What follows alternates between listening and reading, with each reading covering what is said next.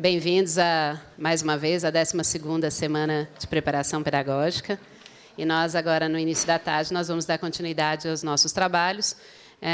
E foi reservado esse espaço, não só aqui, neste auditório, mas em outros auditórios, para que nós realizemos mesas institucionais. E hoje, com muita honra, nós estamos aqui para a realização da mesa Extensão, Conjuntura, Finalidades e Impacto Social. Agradecemos a presença de vocês e eu chamo para a composição da mesa o professor Dr.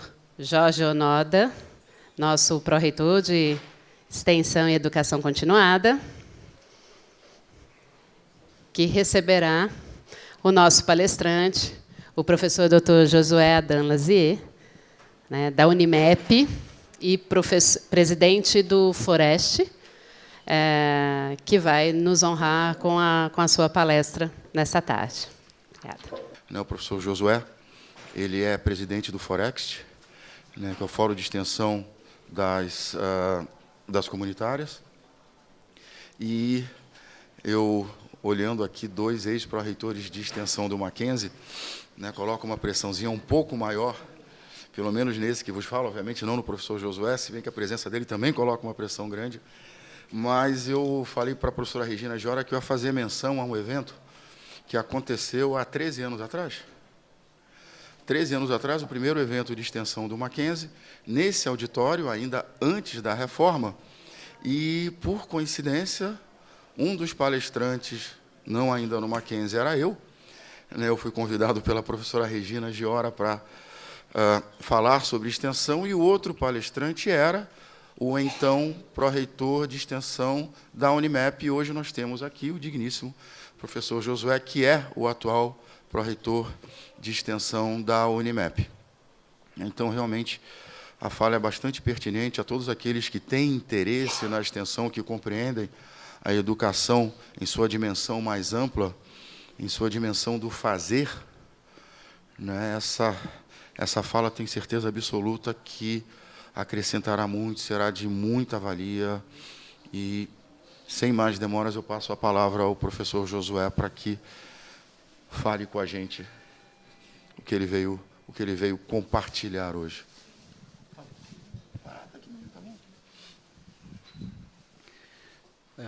Boa tarde a todos, todas.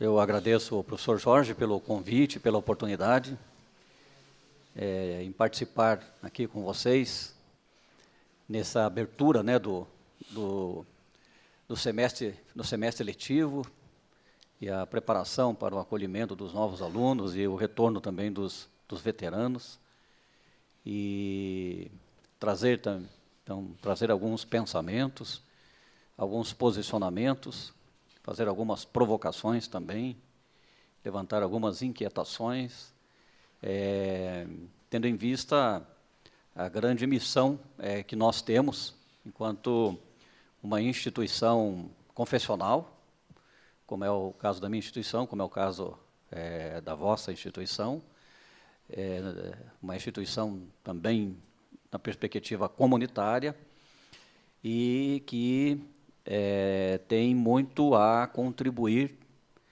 para a formação de cidadãos e também para a transformação social e desenvolvimento humano da nossa população. É uma responsabilidade muito grande falar para um grupo tão seleto de professores, e então eu optei, em vez de fazer uma palestra, talvez aqui abrir mais um bate-papo, mais uma conversa, e colocar algumas questões que são importantes para o momento que nós estamos vivenciando. É muito raro ter um metodista e um batista, um ao lado do outro, no campo religioso. Em uma instituição presbiteriana. E numa instituição presbiteriana. Então, esse é o ecumenismo. Então, estamos aqui celebrando o ecumenismo. Então, presbiterianos e metodistas não tem lá tantas dificuldades, mas no campo da teologia, no campo dos dogmas, mas com os batistas já tem umas, né, a gente já tem aí umas diferenças, né? Começando pelo batismo, né? Bom, é apenas brincadeira, tá? Mas eu venho, então, de uma instituição confessional, eu sou metodista, já há alguns anos, né, muitos anos, aliás, e estou atuando na Unimep, e estivemos também junto com o Cleverson durante um período aí no Foreste. Enfim, também fizemos algumas provocações, né? Algumas provocações no intuito de colocar esse assunto na mesa. Bem, vou começar com algumas preocupações.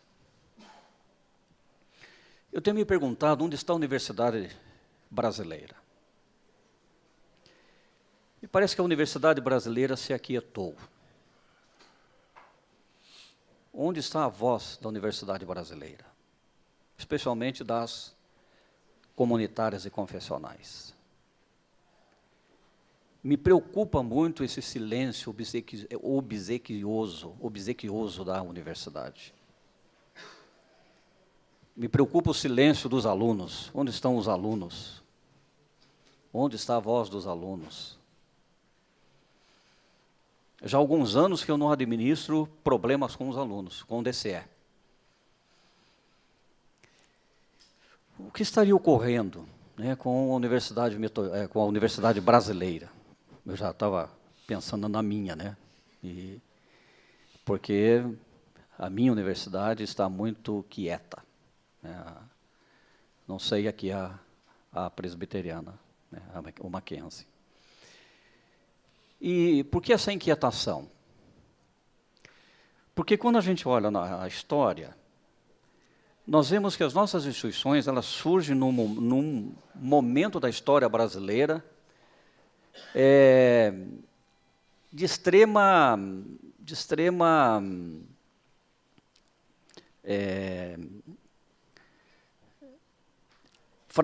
fragilização ou até negação dos direitos humanos. Elas surgem na década de 1940, 1960, algumas, inclusive, vão se tornar universidade durante a ditadura. E as comunitárias confessionais, as confessionais comunitárias, elas surgem com um DNA bem delineado, que é uma educação que não seja meramente transmissão de conhecimento, mas que produza ou que contribua por meio então do ensino, cidadãos conscientes, cidadãos conscientizados, cidadãos que vão se inserir nas diferentes realidades do país. Então, se nós olharmos o histórico das nossas instituições, nós vamos ver esse nascedouro nas décadas de 1940, 1950, 1960, quando a maioria das comunitárias confessionais surgem. E surgem com grande relevância para o país. Surgem dando respostas. Surgem procurando ler o contexto histórico, se inserir no contexto histórico, sair da neutralidade, superar a neutralidade, e se inserir no contexto histórico, contexto cultural, contexto social, e contribuir para que, sobretudo, a cidadania ela seja uma das suas metas, ou um dos seus objetivos, né? A construção da cidadania como patrimônio coletivo da sociedade, que eu acredito que, inclusive,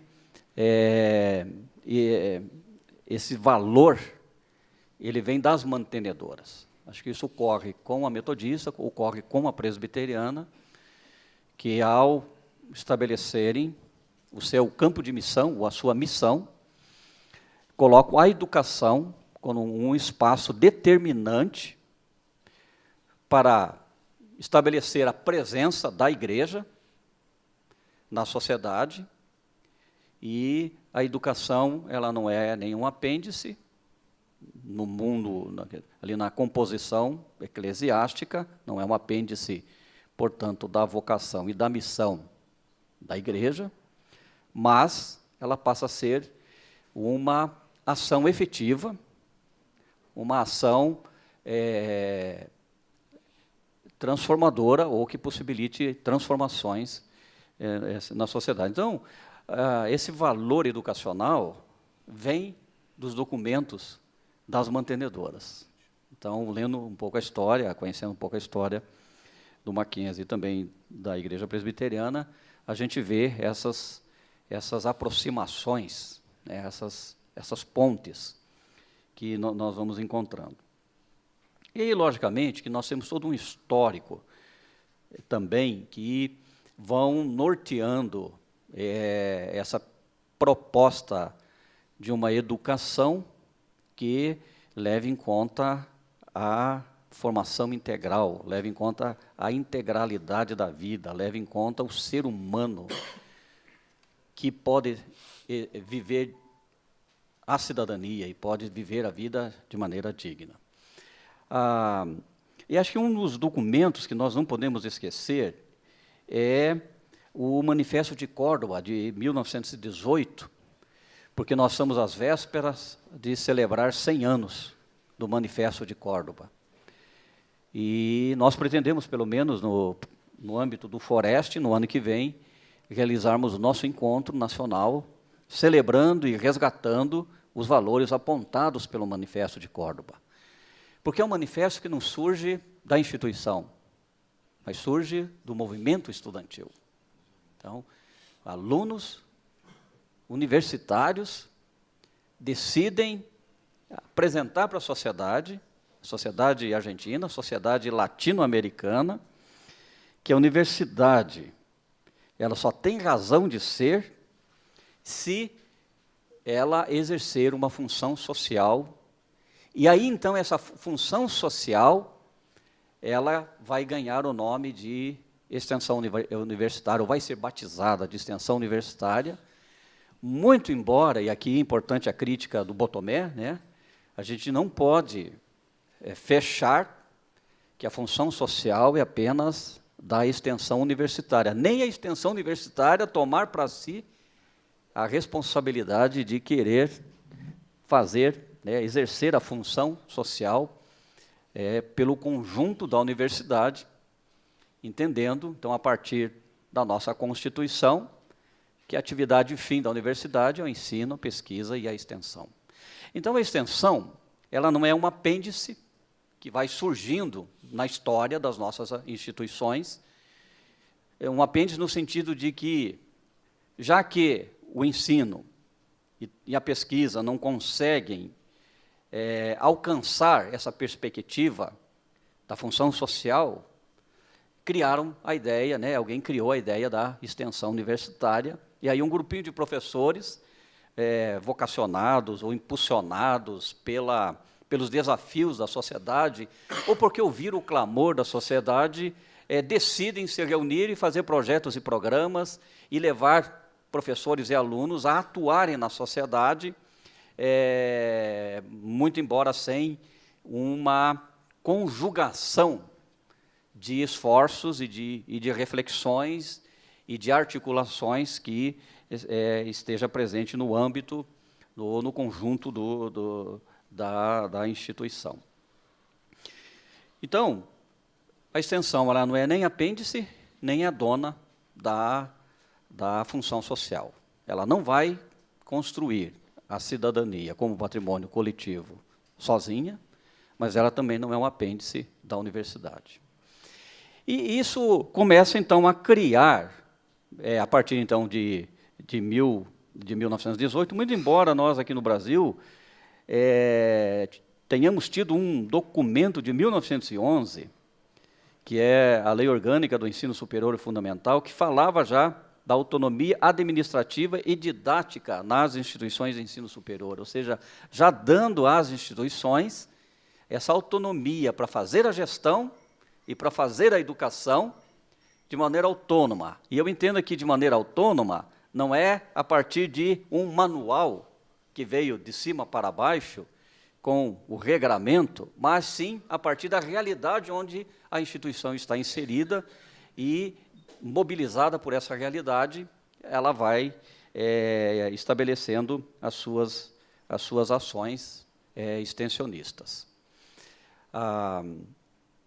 Então, é um documento também importante de ser apontado, mas, sobretudo, então, o documento de Córdoba, e há vários outros que eu não vou aqui apresentar, vocês já conhecem, que são vários documentos que vão dando uma certa objetividade para a educação, até a Constituição, que coloca como atividade fim o ensino, a pesquisa e a extensão. Pois bem, se nós temos desde o nosso nascedouro essa preocupação com a responsabilidade social, com a cidadania, com a dignificação da vida, com a promoção do bem comum, e se nessa perspectiva nossas instituições são desafiadas a aproximar, então, a universidade e aproximar a universidade e parcerias com segmentos da população, sobretudo aqueles segmentos que têm uma consciência crítica da realidade e uma conscientização de que podem e devem atuar a fim de transformar essa realidade,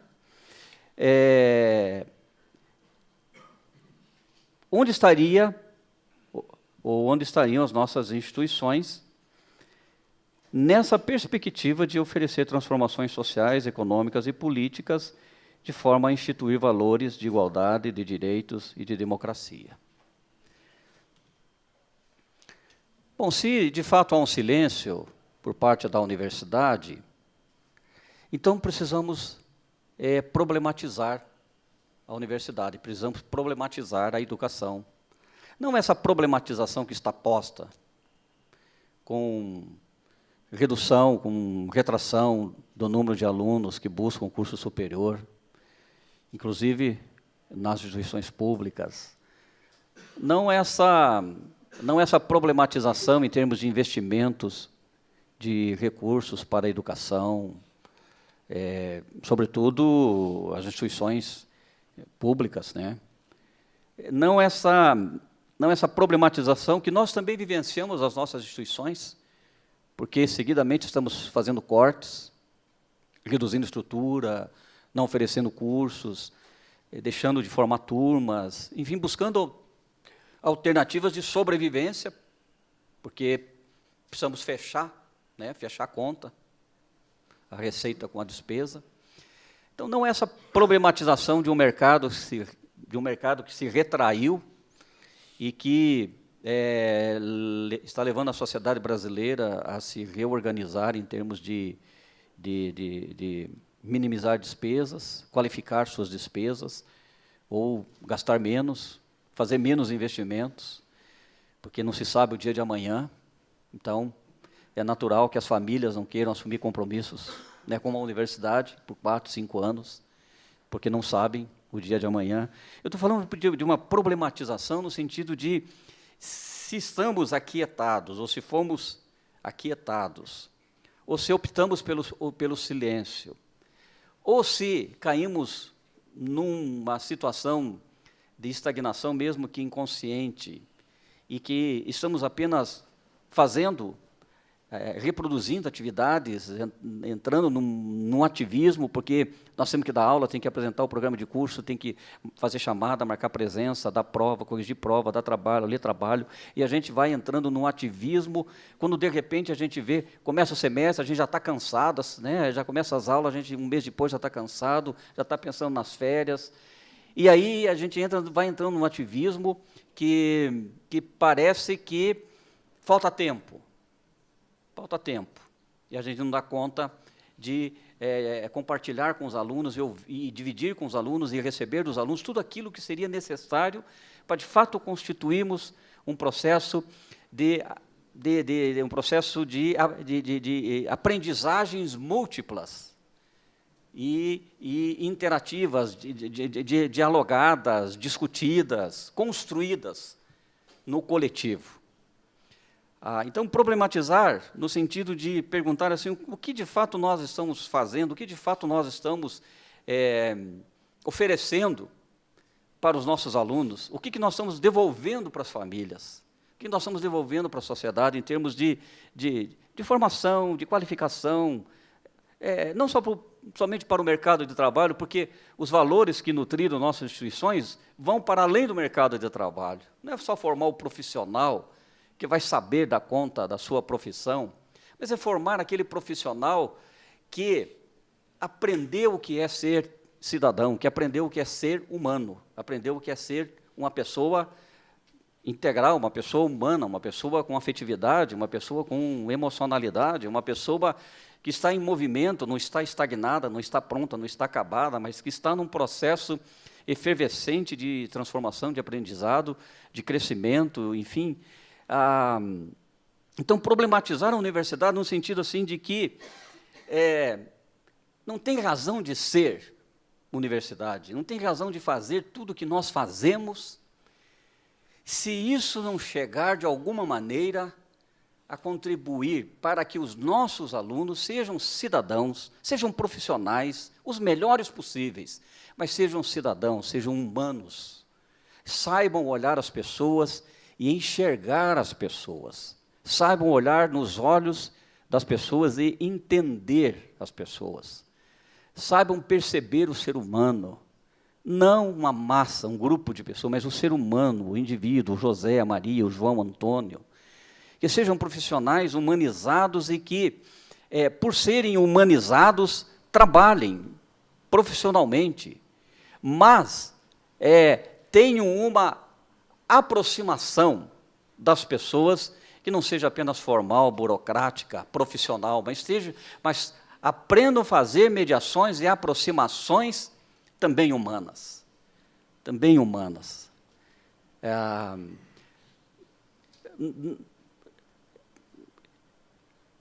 O esforço que nós fazemos de qualificar nossos projetos pedagógicos, de qualificar nossos programas, de qualificar nossas aulas, de criar didática, né? Não fazer o que eu estou fazendo aqui, né? Mas ter didática, enfim, para criar várias formas de mediar e alcançar o aluno, não só no seu cognitivo, mas na sua vivência, no seu conhecimento, e ajudar os alunos a se expressarem.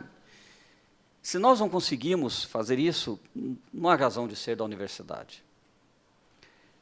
Porque para transmitir conhecimento, há muitas por aí que fazem. Se for passar para o aluno e depois cobrar de volta na prova, tem muitas que já fazem, não precisa das nossas. Nós fomos constituídos como instituição, como uma universidade, porque nós temos valores que superam, que vão além do mercado. E aí são valores que dão dignidade à vida, que dão valor à vida, que agregam perspectivas de transformação. Então, o Forest tem um conjunto de cartas, até eu comentei com o professor Cleverson que estou fazendo um trabalho de reunir todas as cartas, desde 2001, o Forest foi criado em 1999, desde 2001 para cá, então em todos os seus encontros produz uma carta, estou fazendo uma junção dessas cartas, tentando fazer uma publicação, pelo menos virtualmente, né, formato digital, porque há uma riqueza nessas cartas que vão fundamentar as nossas inquietações, as nossas provocações e também as nossas ações. Inclusive, na época do Cleverson, foi publicado um documento chamado Diretrizes diretrizes para a elaboração de uma política nacional de extensão nas instituições comunitárias, é um documento de 2013, onde esse documento aponta que as dimensões teórica, política, ética e social do processo educativo deve estar entrelaçado nas diferentes áreas de conhecimento, nos diferentes setores da universidade. Porque a função social ou a construção da cidadania é da instituição, não é de um grupo de abnegado de professores que, por alguma razão, resolveram tomar o caminho da extensão universitária. E aí, então, desencadear processos pedagógicos que possibilitam articular teoria e prática e, numa perspectiva interdisciplinar, com novas metodologias, na construção coletiva do conhecimento e ajudando, sobretudo, na apreensão crítica do real e realimentando as políticas curriculares das nossas instituições e também contribuindo para as políticas públicas. O que eu estou querendo dizer é que construir a cidadania é o grande, no meu entender, construir a cidadania ou alinhar educação e direitos humanos, em que pese vivemos um Estado democrático de direito, nunca foi tão urgente como nos dias em que estamos vivendo. Se no período da ditadura alinhar educação e direitos humanos foi um grande apelo, muito mais o é numa sociedade numa sociedade democrática de direito, mas não de fato. Porque nós ainda temos o desafio da inclusão social, da inclusão de gênero, da inclusão de pessoas com deficiência.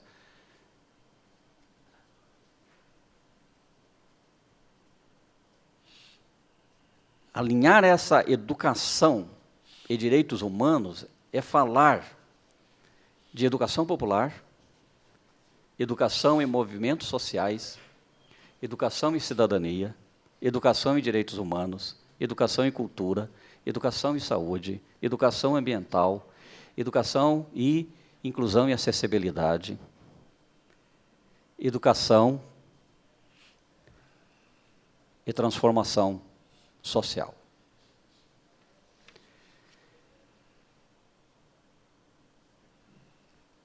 Então, eu vejo aqui nesse aspecto um dos grandes nós que nós temos para desatar. E aí não podemos ficar esperando políticas públicas nem políticas de governo. Nós precisamos construir, se não as políticas públicas, muito menos as políticas de governo, nós podemos construir conjuntamente ações que começam na sala de aula, ou melhor, que começam aqui, nesse encontro, que vão para a sala de aula, envolvem os professores, envolvem os pesquisadores, envolve os professores extensionistas. Na verdade, que envolve a universidade, porque em algum momento nós teremos que superar essa dicotomia que nós ainda fazemos, ensino, pesquisa e extensão. Eu vou abrir um parênteses, estava falando há poucos dias numa instituição, falando então sobre a curricularização, que eu vou tocar no assunto, e aí no meio da conversa, porque foi uma conversa, eu citei que, eventualmente, uma das possibilidades é nós termos disciplinas, ou poucas disciplinas, uma disciplina, ou ter uma disciplina, ou disciplinas, aí dependendo como a instituição vai se organizar, mas que essa disciplina tenha uma ação extensionista integrada. Então, eu citei assim, digamos, 50% teoria, 50% prática. Então, seria a introdução do aluno na extensão universitária, pelo viés de uma disciplina institucional, não sei como a instituição trabalharia. Aí um professor me perguntou assim, mas como é que a gente vai fazer para registrar essa aula? Porque eu vou registrar 50% como aula lá no ensino e 50% na extensão. Eu falei, mas por que fazer isso? Por que que a parte da teoria tem que ser ensino e a parte da prática tem que ser extensão? Vai tudo para a extensão, leva tudo, a disciplina toda. Não precisa fazer essa separação. Leva a disciplina toda é uma disciplina, uma perspectiva extensionista, porque fazer extensão é teorizar também. É pensar na vida, é pensar acerca da vida, é pensar sobre valores, é pensar sobre a dignidade, o que dá dignidade.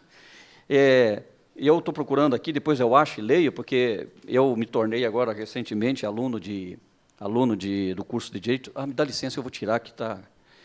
eu me tornei recentemente aluno do curso de Direito, então, eu não sei como é que eu vou fazer, mas eu estou trabalhando e estou estudando.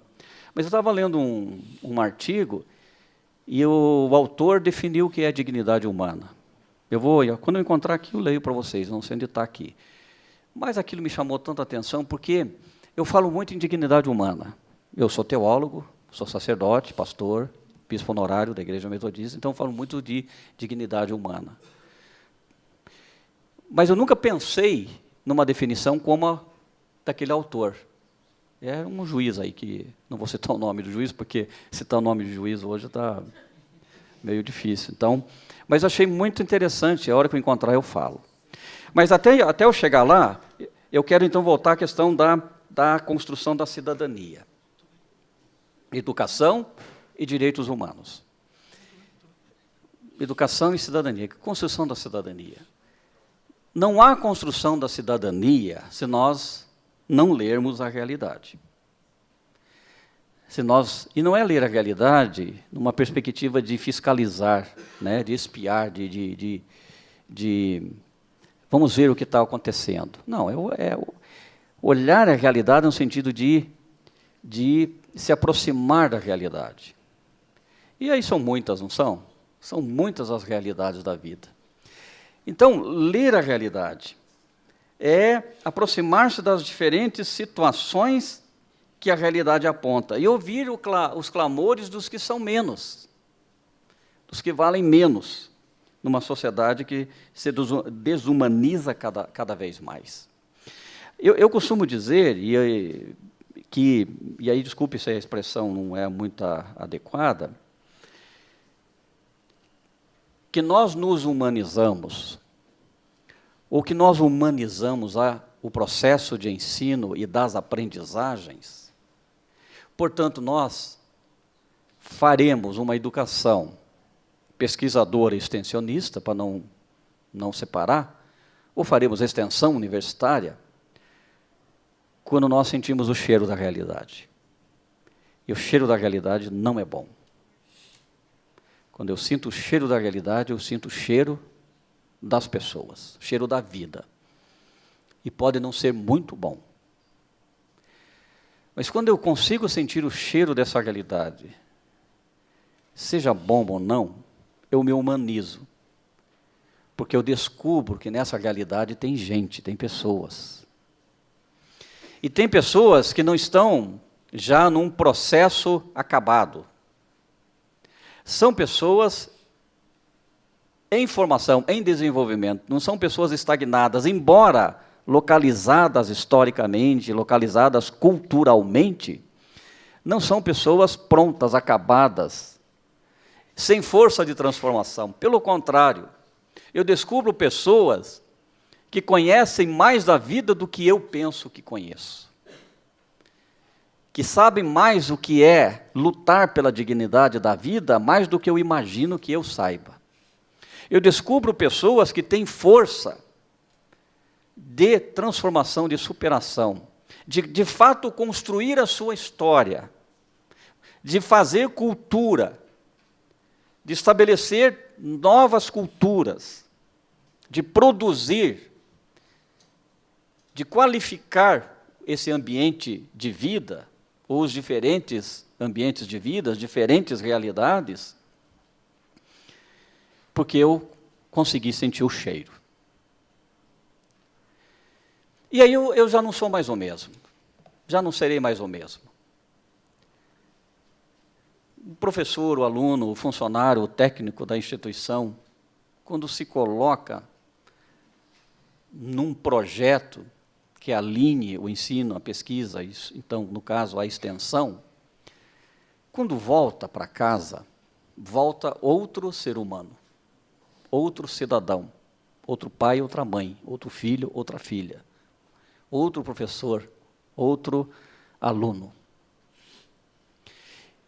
E pode ser que os alunos descubram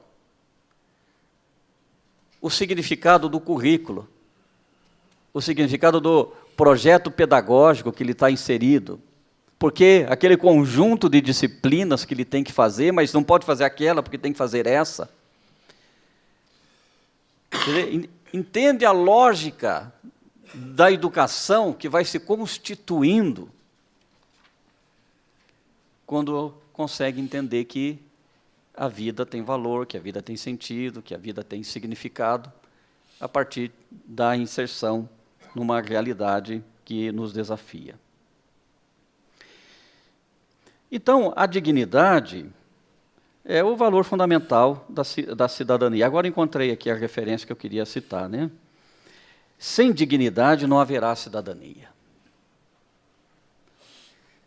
Então, eu estou colocando a questão de educação e direitos humanos, na minha perspectiva, problematiza a universidade. A universidade precisa considerar esse conjunto de direitos humanos, direitos fundamentais, e que dão dignidade à vida. E aí, o que é dignidade? O que é dignidade? A dignidade humana está presente quando há direitos humanos. Quando os direitos fundamentais do cidadão são respeitados. Dignidade humana é direito à vida.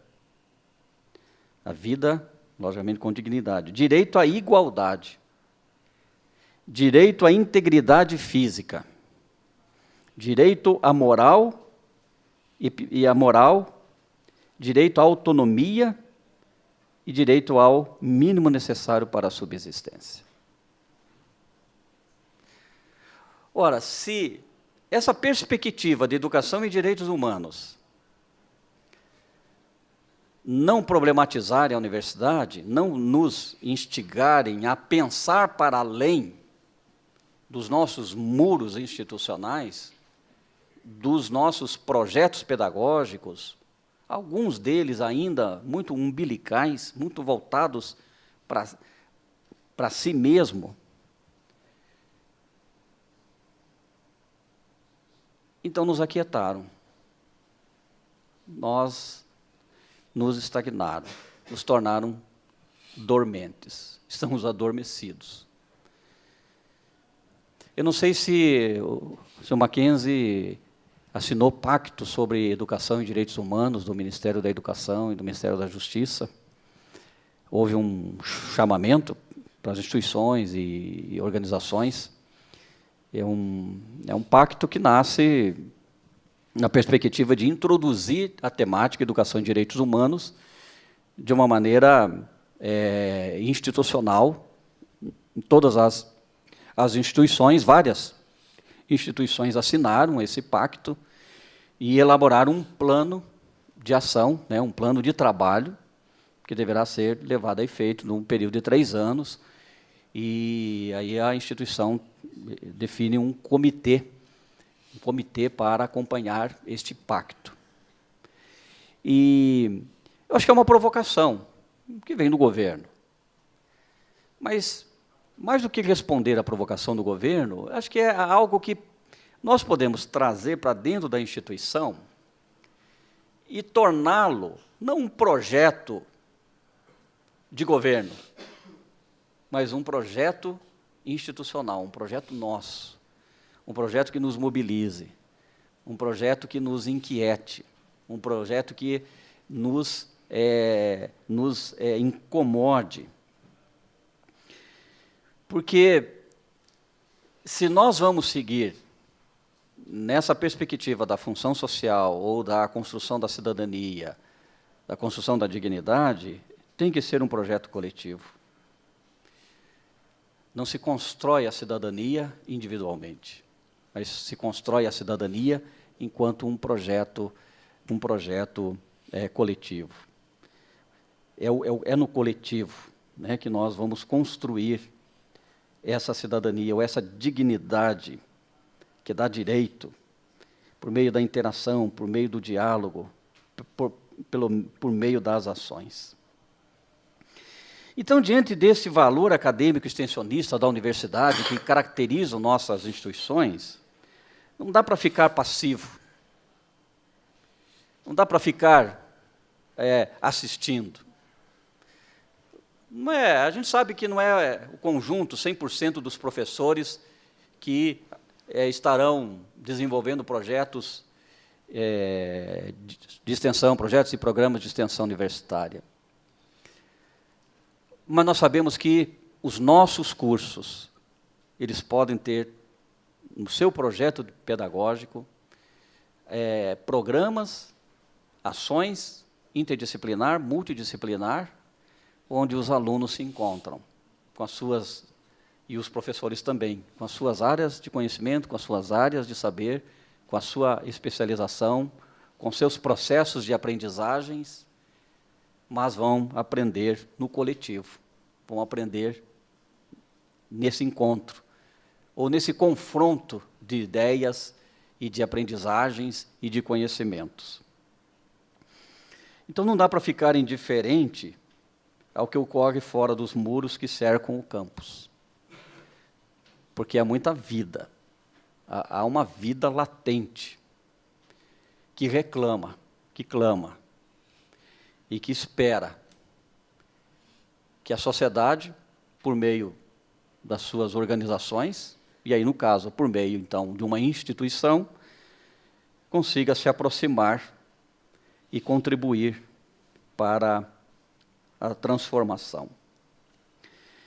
Então, porque não há sentido eu frequentar uma sala de aula e não sentir ou aprender a sentir o cheiro da vida, o cheiro do chão, porque é no cheiro do chão que brota a vida.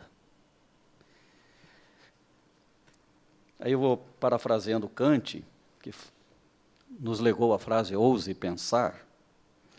A construção da cidadania nos leva a ousar dignificar a vida. Ousar construir os direitos que garantam a dignidade humana.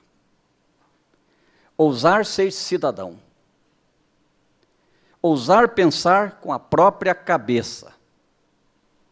Ousar sair do ensimesmamento. Ousar construir um momento novo. Quem vai? Quem vai sair do seu conforto para construir a cidadania como patrimônio coletivo? E esse é um apelo, não é um apelo para o professor extensionista, para o professor Jorge, a professora Suzana. Esse é um apelo para a universidade. É um apelo para a igreja, inclusive. Mas vamos deixar a igreja de lado, né? Porque aí a gente tem que problematizar mais. Vamos ficar com a instituição confessional. É um apelo para a instituição. Quem vai responder? Quem vai sair do seu conforto? E aí eu volto a dizer, eu não vejo razão para uma universidade, para uma instituição, gastar 100% do seu tempo com projetos pedagógicos que, no final, formam o profissional que não consegue enxergar que é ali do outro lado da rua, na praça aqui na frente, que não consegue enxergar nas empresas, nas indústrias, na sociedade, que tem pessoas que ainda não conseguem ser pessoas humanas.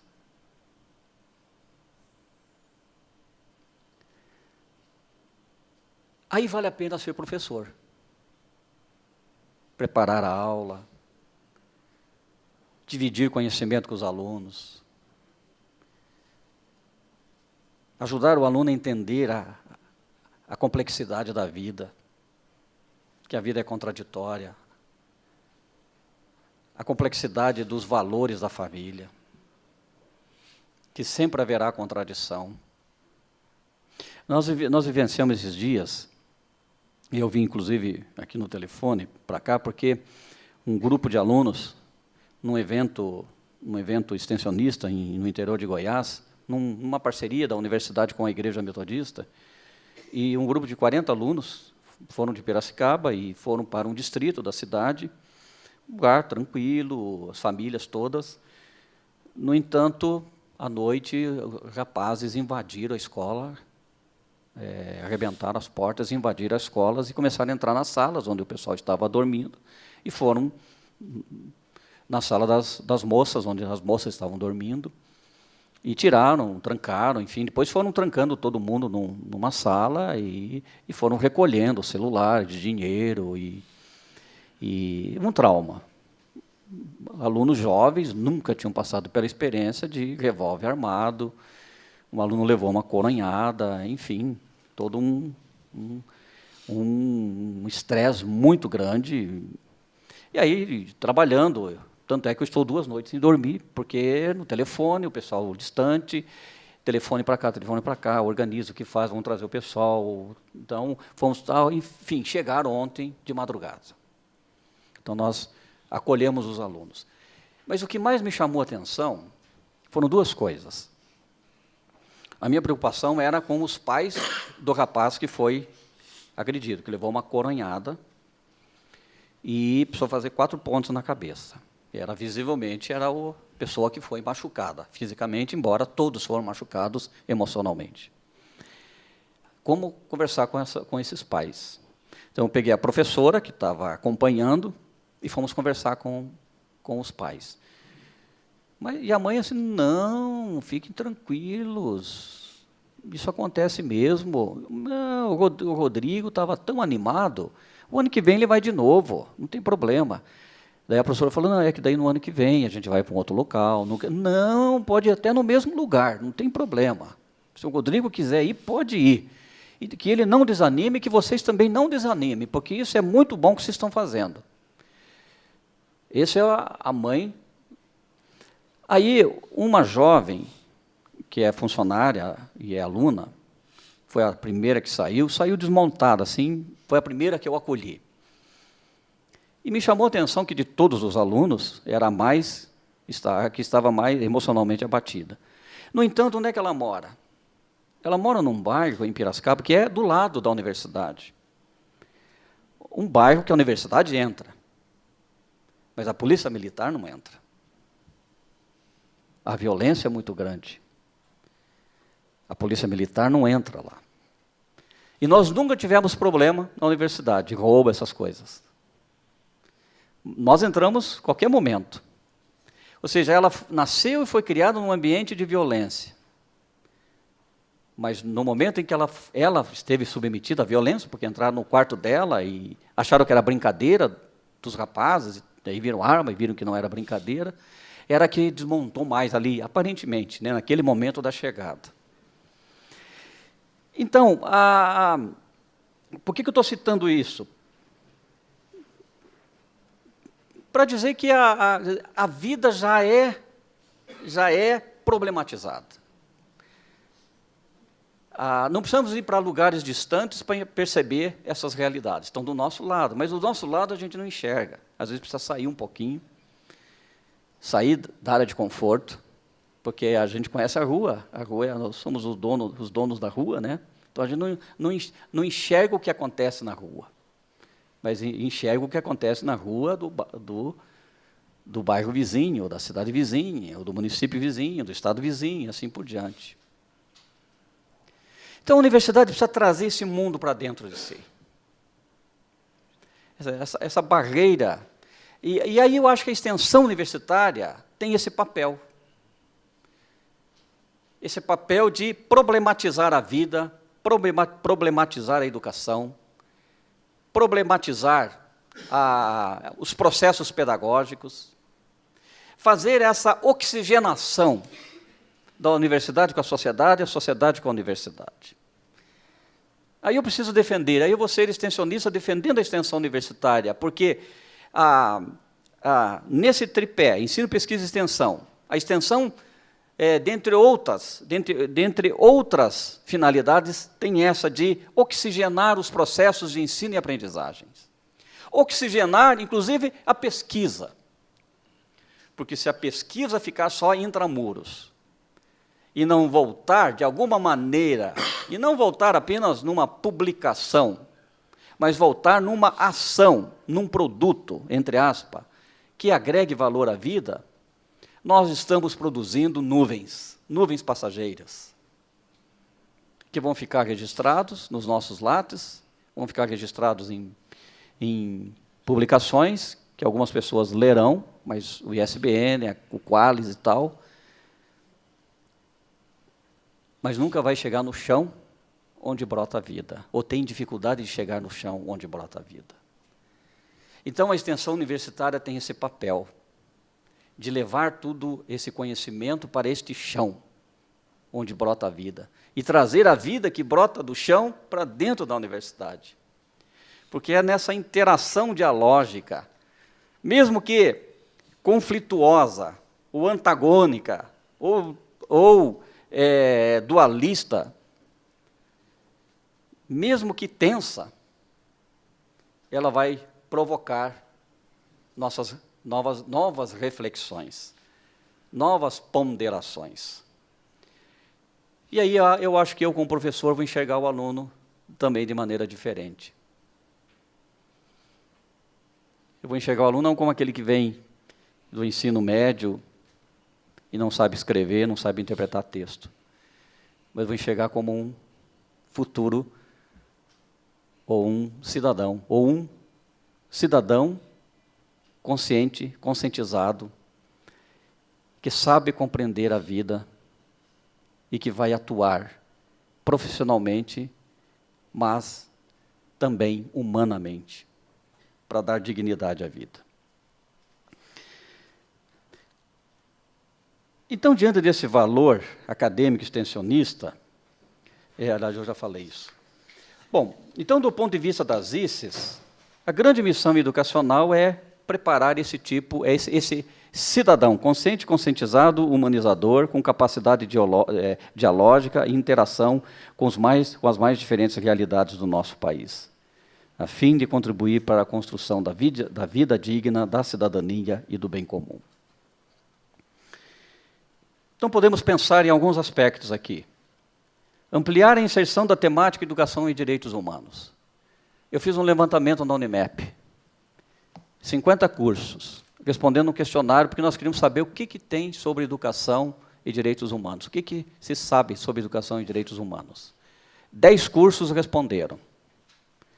Dos 10 cursos, e das respostas, porque são 5 eixos, né, ali do Pacto Universitário, são 5 eixos: ensino, pesquisa, extensão, gestão e convivência comunitária.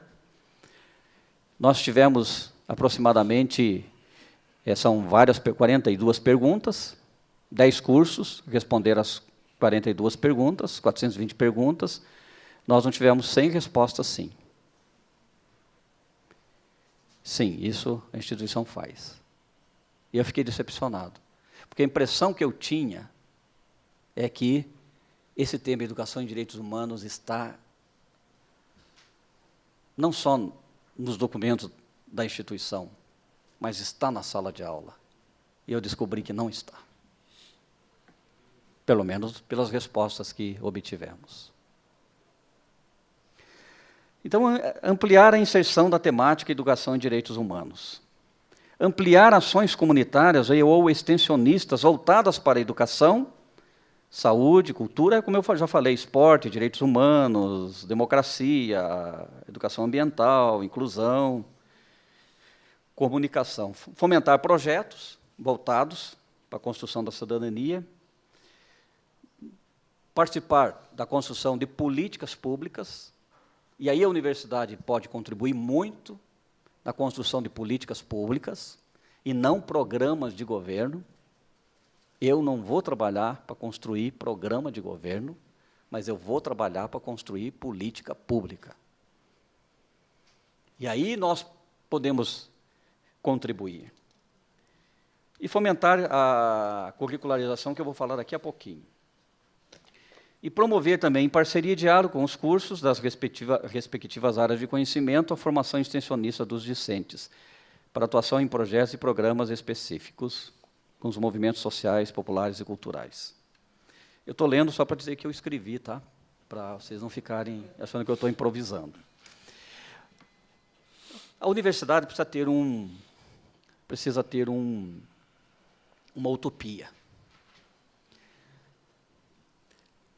Nós precisamos ter uma utopia institucional.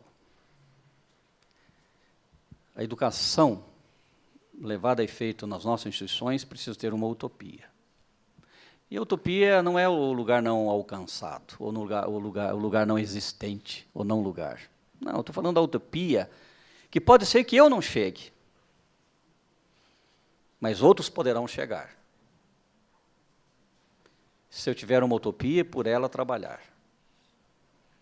Eu, com certeza, não chegarei lá.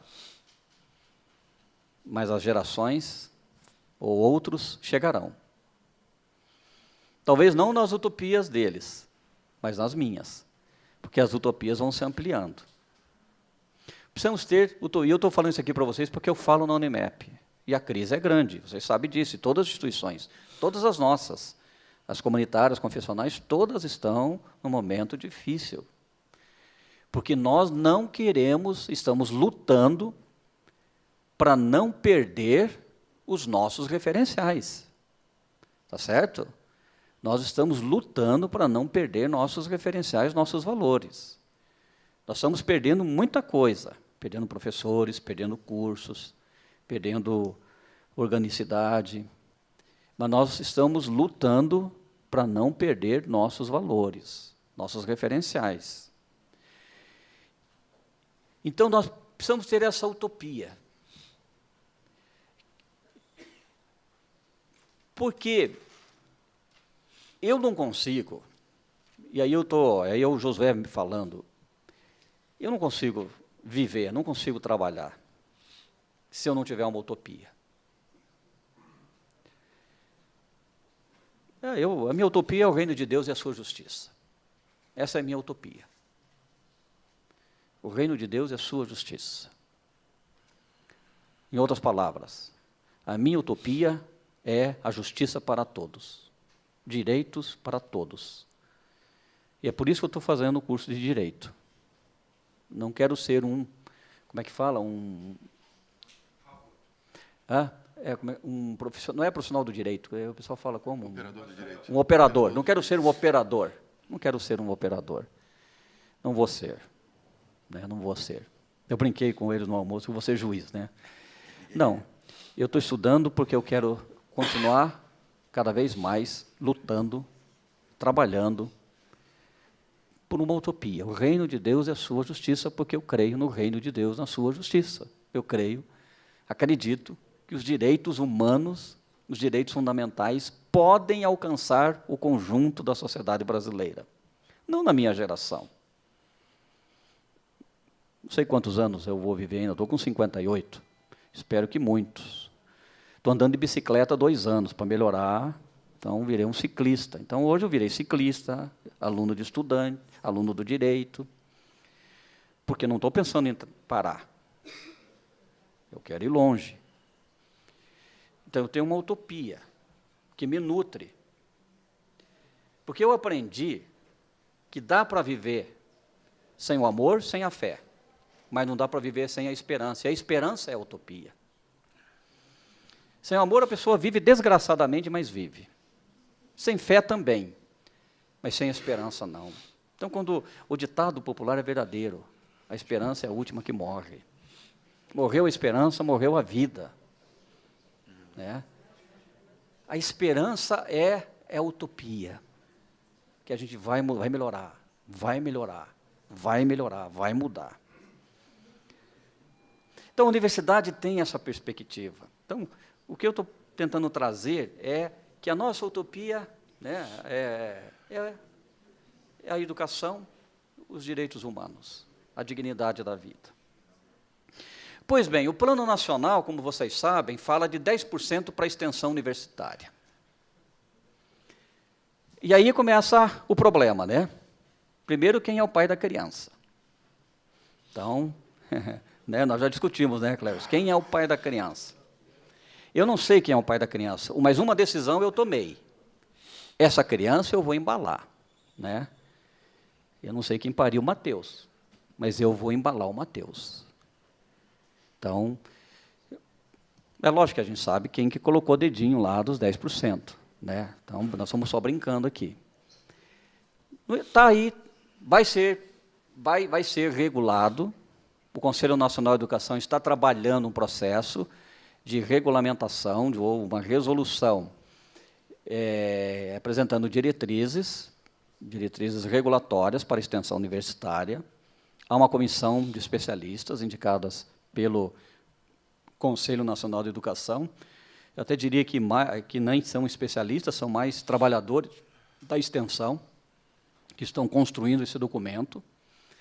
A proposta é que, em março de 2018, a comissão vai entregar para o Conselho Nacional, deliberar em maio, abril, mais tardar, sobre as diretrizes regulatórias da extensão universitária. 10% é 10%. Como é que a gente vai se tratar isso? Ninguém sabe. Porque aí, então, eu vou na minha utopia. E qual é a minha utopia?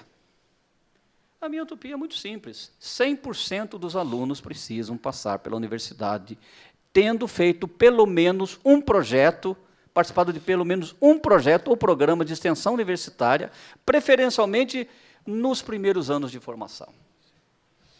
Se nós conseguirmos que 100% dos nossos alunos participem de projetos e programas de extensão universitária, que tenha link com o ensino e com a pesquisa, aquilo que nós falamos, aí de sociabilidade, com certeza nós estaremos formando cidadãos humanizados, humanizadores, que vão compreender a vida, a dignidade da vida, o valor da vida, que vão se inserir na realidade, se inserir na sociedade com outras perspectivas.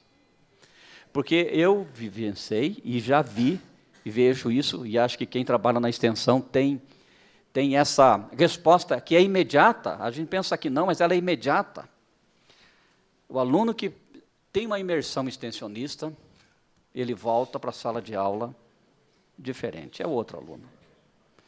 O professor que tem uma imersão extensionista, quando volta para a sala de aula, é outro professor. Então, essa é a minha utopia. Como é que nós vamos fazer?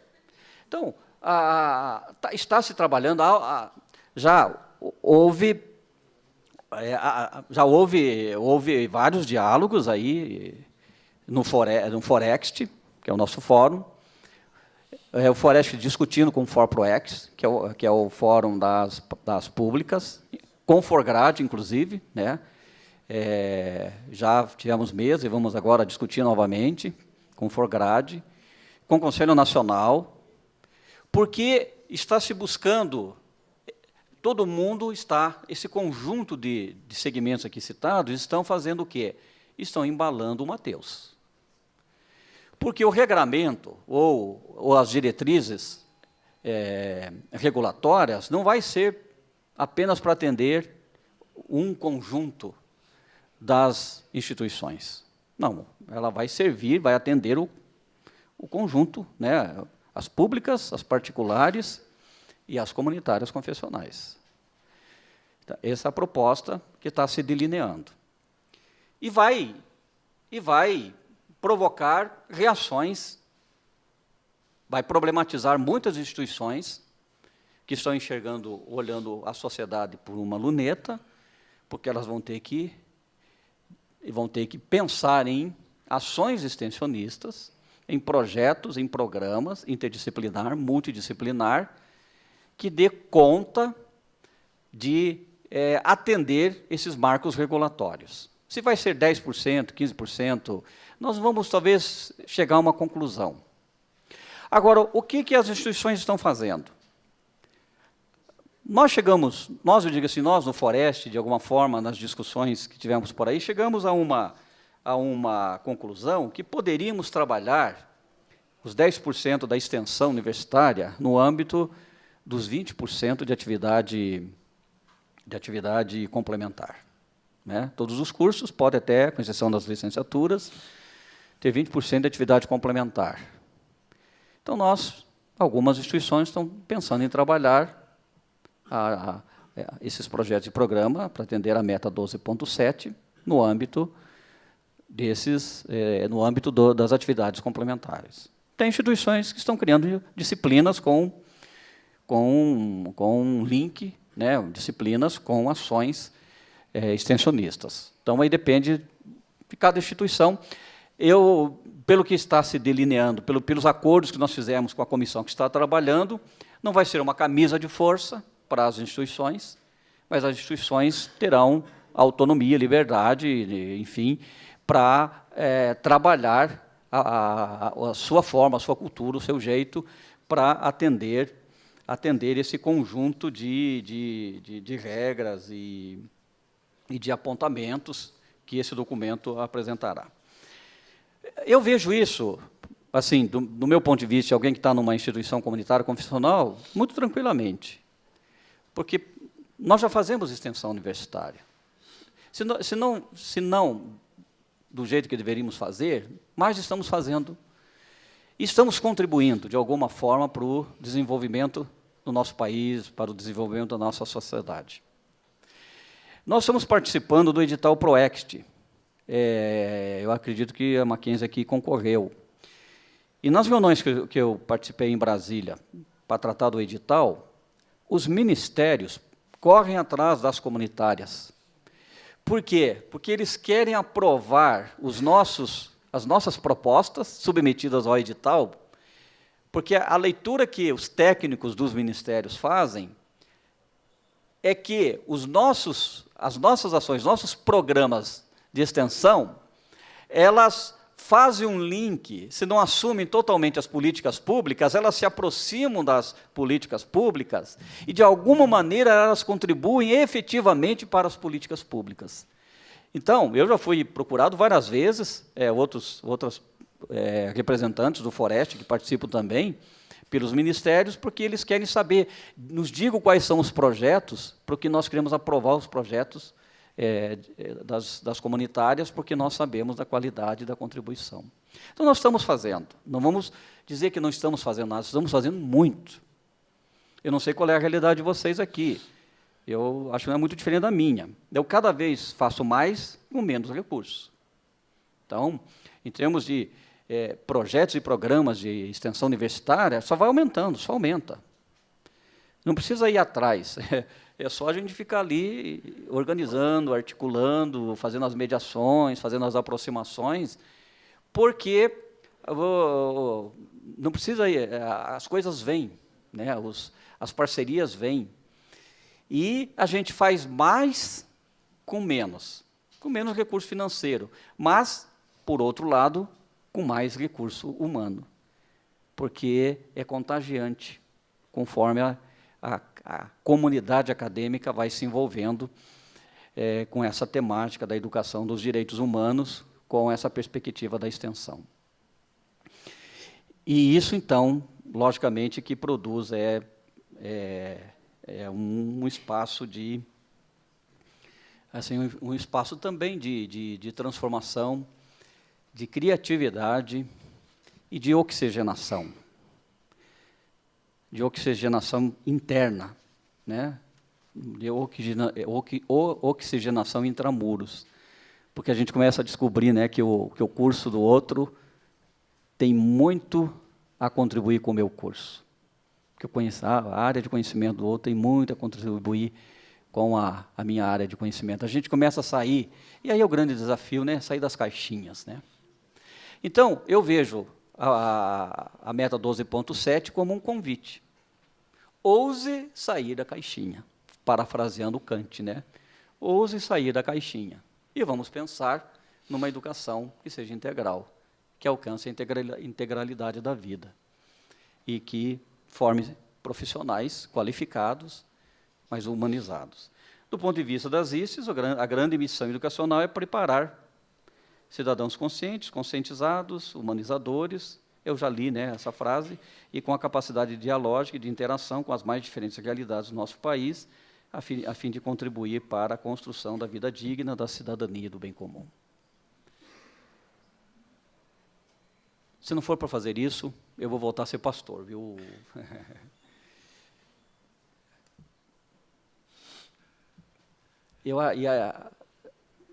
Aí é que está algo que também nos humaniza, né?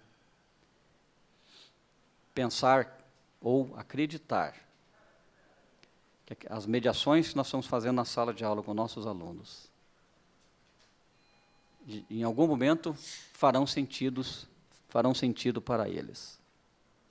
Especialmente se fizerem sentido numa perspectiva de dar dignidade ao outro, de dignificar a vida do outro e de contribuir para que o outro possa viver, né, dignamente a vida.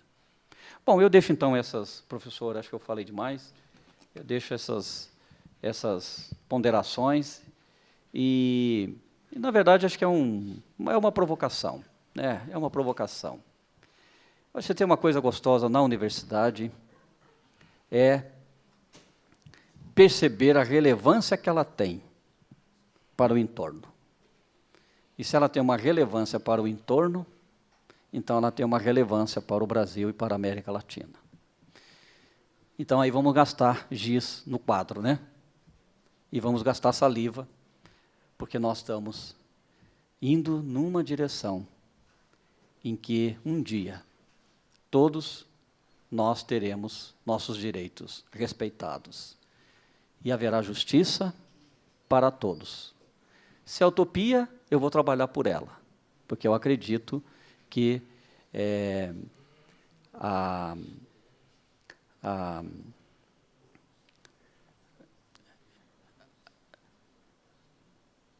que essa sociedade tão problematizada, na verdade, ela é fruto das nossas contradições.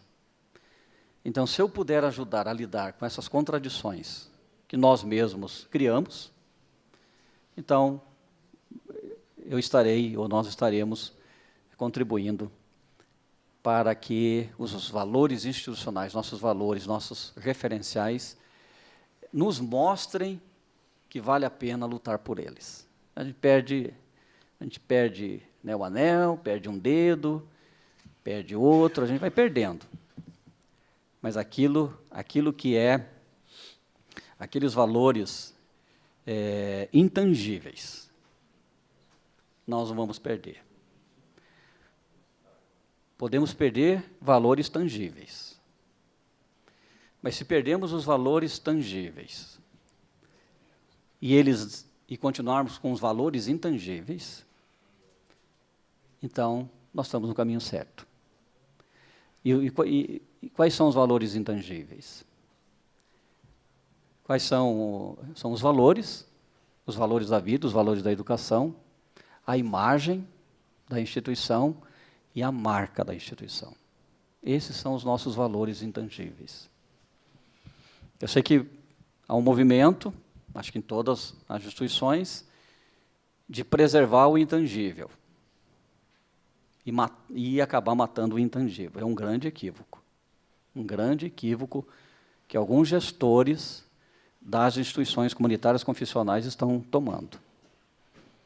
Não, é o contrário. Eu vou preservar o intangível. Eu vou preservar o intangível.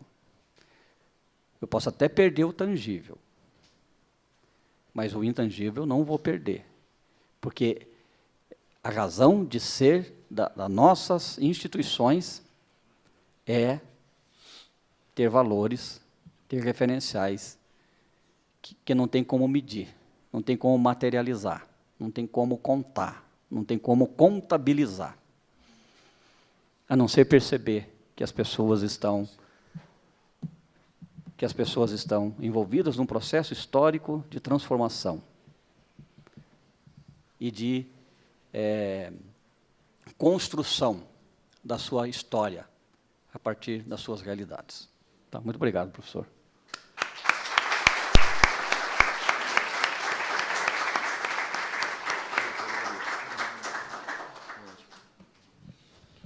sei quanto a vocês, eu me deliciei nesses últimos minutos. E como moderador, né, eu gostaria simplesmente de colocar alguns pontos, até como pergunta, até como depois abrir para uma ou duas perguntas, que alguma coisa que possa estar inquietando os colegas, assim como algumas me inquietaram também. Eu gostaria de começar com uma coisa que o professor Josué colocou de forma muito clara, a ligação que existe entre educação e transformação. Ou seja, se não há transformação, a gente questiona até se houve educação ou não, se houve um processo educativo ou não. E algumas vezes, a palavra formar, ela aparece no discurso, na fala do professor. Mas aí, até aproveitando o que ele falou sobre o silêncio da universidade, eu fico perguntando se formar ele está associado a conformar ou transformar.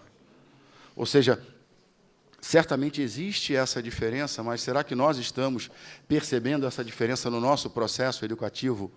Ou seja, essa nossa formação está sendo uma conformação ou uma transformação? Né? E aí eu aproveito para enganchar uma coisa que o professor falou, né, que problematizar a universidade significa humanizar a universidade. Mas fica difícil você humanizar uma instituição se você não humaniza os elementos dessa instituição. E nós somos os elementos dessa instituição. Né, nós somos professores, nós estamos aqui. Então, humanizar a universidade passa, obrigatoriamente, por humanizar a nós mesmos. Mas humanizar da seguinte maneira, talvez até fazer uma aproximação entre o você dentro de sala de aula e você fora da sala de aula. É fácil ver o humano professor fora da sala de aula. Como é que é o humano professor dentro da sala de aula? Porque aí a gente volta para aquela minha provocação inicial da formação ser conformação ou transformação.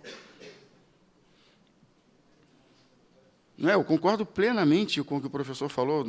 A grande problematização da universidade está em humanizar essa instituição. Mas aí vem uma pequena provocação. Eu falei, poxa, mas nós somos essa instituição. Então, humanizar a mim mesmo é um processo que eu tenho... E é engraçado, porque aí a extensão ela nos traz a um processo quase que oposto ao que ela é. Né? A extensão é o exercício da alteridade. Mas se essa alteridade não gerar um processo reflexivo em mim mesmo, não houve a oxigenação. E aí eu trago uma outra provocação, aí já a parte do engenheiro pegando o gancho. A oxigenação ela leva a um processo de combustão, de queima do que está dentro, de transformação do que está dentro para a geração de uma energia, para fazer alguma coisa, para transformar alguma coisa.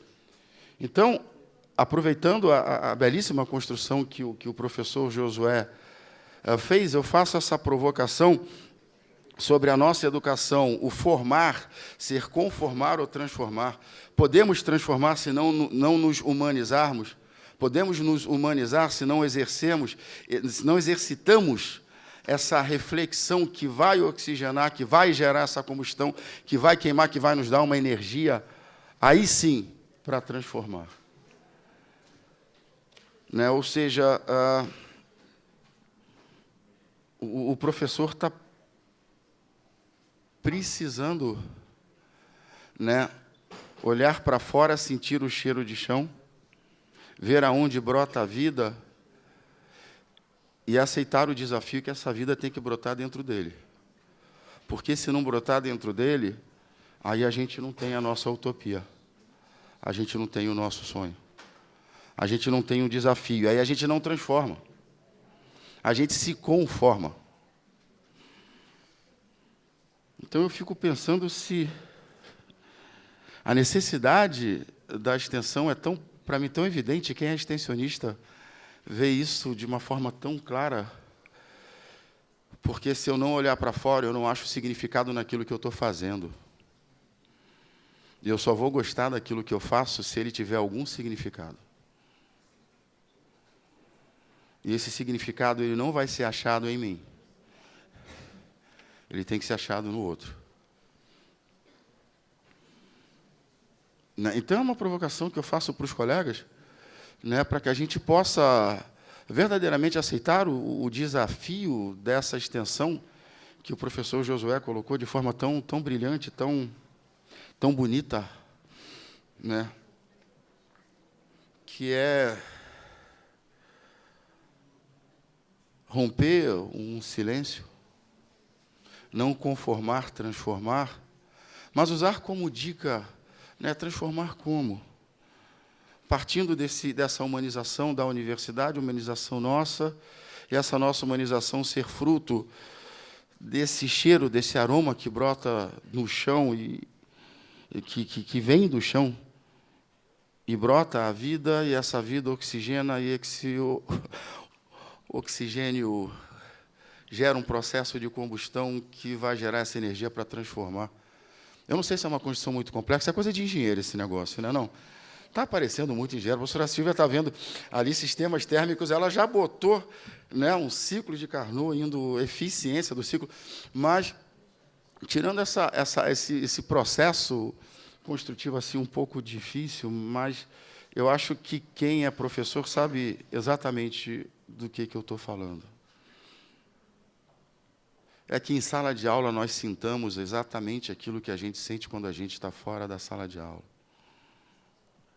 E que a gente compartilhe isso com o nosso aluno. Se a gente não fizer isso, a gente não vai estar educando, a gente vai estar conformando, a gente não vai estar transformando. Né? Dessa confusão toda que eu fiz, professor, faz algum sentido? Tudo faz sentido, né? Na verdade, assim, a palavra formar é um problema que nós temos, né? Formar da forma, colocar na forma, ou deformar, conformar ou transformar, né? Então, acho que lógico que uma educação libertadora, uma educação humanizadora é uma educação transformadora. Então, é ir além da forma, né? Ir além da forma.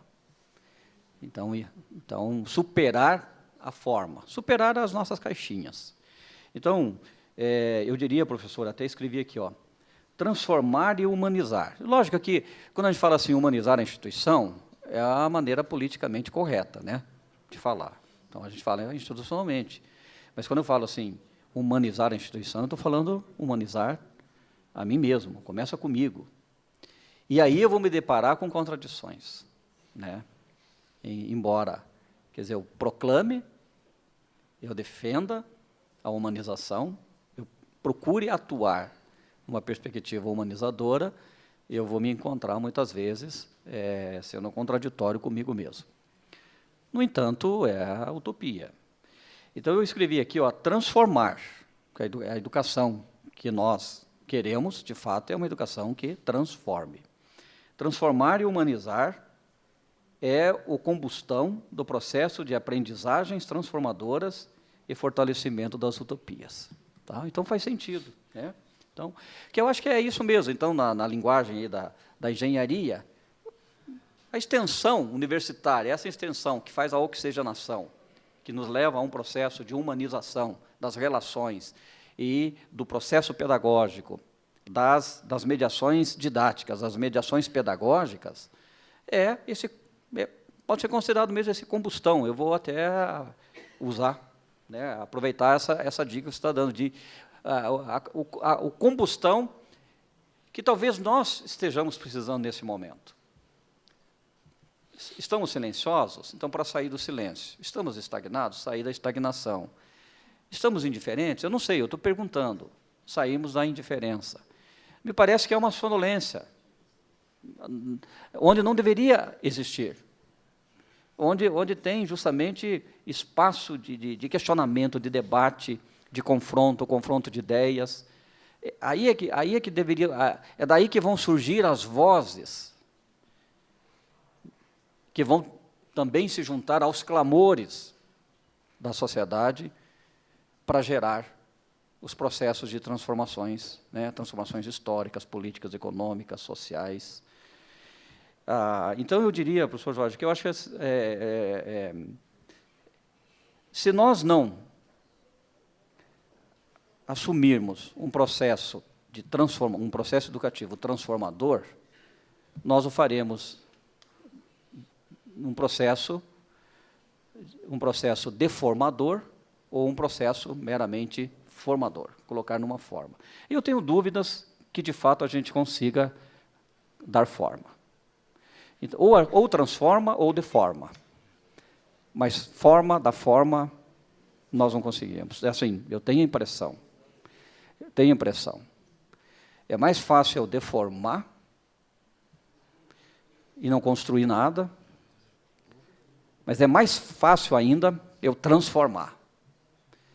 Ou seja, eu, que já saí do meu conforto há muito tempo, atuar como um educador que traz os alunos também para fora dos seus espaços de conforto e começam a pensar que a vida não é aquele mundinho que eles estão acostumados, mas há outras